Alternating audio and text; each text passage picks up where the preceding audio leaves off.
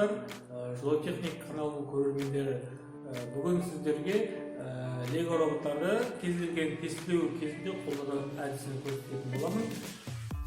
Назарларыңыз бұл әдістемелік жоба лего роботтарды кез келген пән бойынша тестілеу кезінде қолданатын әдісі.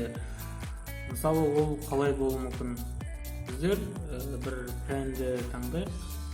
Мысалы, бізде мындай алдын ала тест дайындап аласыз.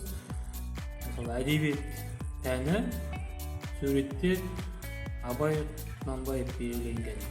Бізде сұрақ: Абай Құнанбаевтың туған жылын көрсетіңіз. Бұл жерде 3 жауап бар. Бұл жауаптарды сіздер сан қылып жазсаңыз да болады, немесе осындай пішіндерді қолдансаңыз болады. Мысалы, 3-1-1843, шеңбер, дөңгелек 1845, келесі жауап 1846. Осы жауаптарыңызды роботқа енгізген. Бізде осы тапсырманы әдістемені орындамас бұрын экспресс бот деп аталады. Мысалы, тез, жылдам, азған құрылымы жағынан қарапайым роботтарды құрастырамыз.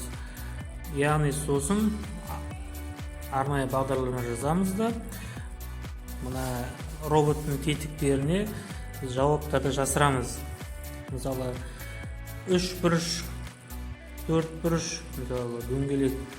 Егер де мысалы жауап мынаны 3-1 десеңіз, 3-1 басасыз. 4-1 басасыз. Бізде сұрақ болды: Абай Құнанбаевтың туған жылы, яғни ол 1845. 1845 бізде шеңберді. 1845 болды, шеңбер таңдайық. Мысалы, 3-1-ні бассақ жүрмейді. Мына жауапты таңдасаңыз, роботыңыз жүрмейді. Ал егер мынаны таңдасаңыз, роботыңыз бір айналым алға жүретін болады. Бір айналым алға жүреді. Сол кезде, мысалы, сіз 10 ұпай жинадыңыз. Келесі тапсырма орындасаңыз, 20 ұпай, 30 ұпай. Қайтадан көрейік. Бағдарламаны істеу қосамыз. Әр тапсырмаға арнайы бағдарлама жасаңыз болады.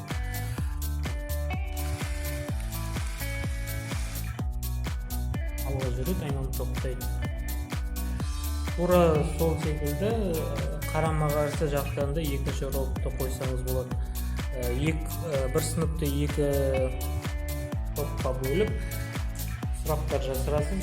Дұрыс жауап берсе роботыңыз алға жүреді, қате жауап болса қозғалмайды, бір орында тұрады, немесе басқаша сізге дұрыс емес деп жауап қатады. Кімде-кім ортаңғы сызыққа келсе, яғни сол кезде ол жеңімпаз атанады, яғни барлық сұраққа дұрыс жауап берген болып есептеледі.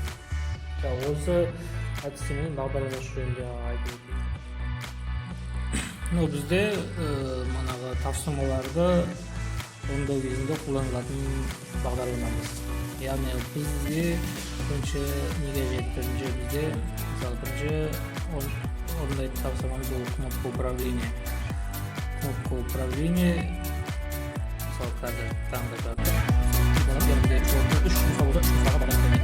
Біз бір жауаптың оранжевый блокқа барамыз. Бір жауап бізде астыңға берілген. Мынаға дұрыс емес жауап таңдайды. Сосын бұл жерде егер басасыз жүрмейді, басқан кезде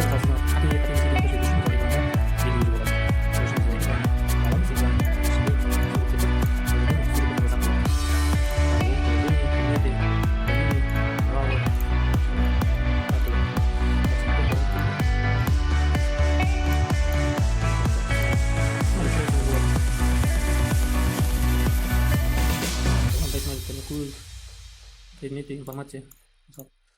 Осының ішінде